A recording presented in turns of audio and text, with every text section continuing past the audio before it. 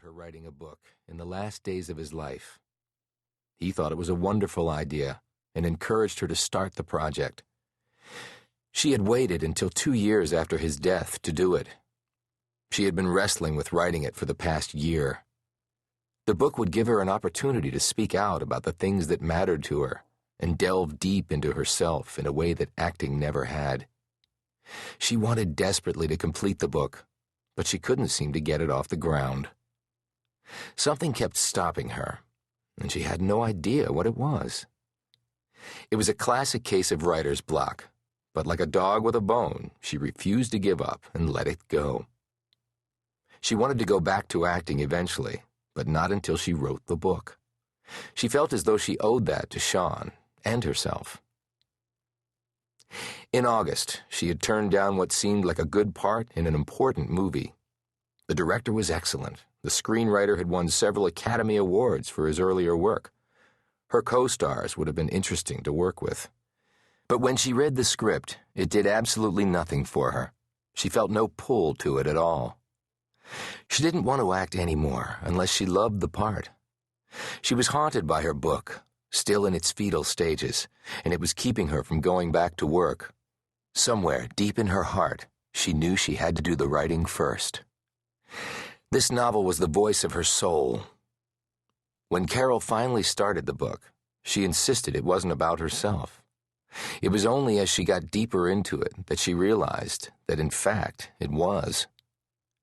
The central character had many facets of Carole in her, and the more Carole got into it, the harder it was to write, as though she couldn't bear facing herself. She had been blocked on it again now for weeks. It was a story about a woman coming of age and examining her life.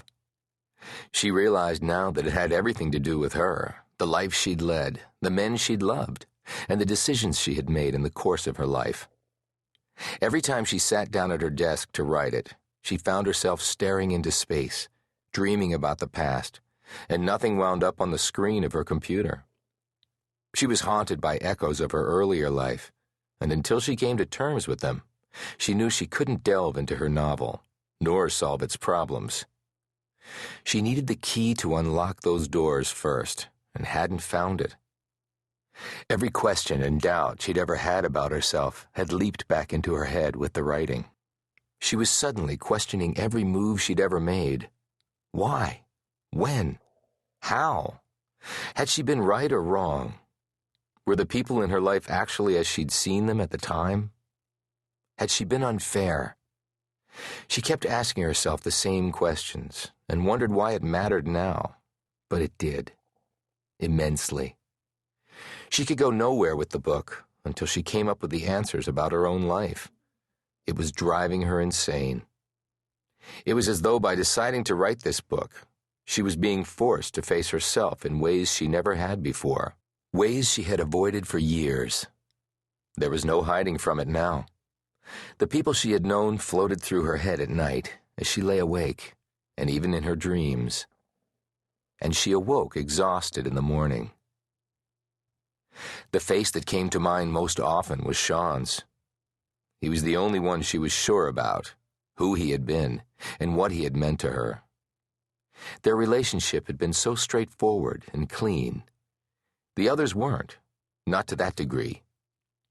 She had questions in her mind about all of them but Sean. And he had been so anxious for her to write the book she had described to him. She felt she owed it to him as a kind of final gift. And she wanted to prove to herself that she could do it.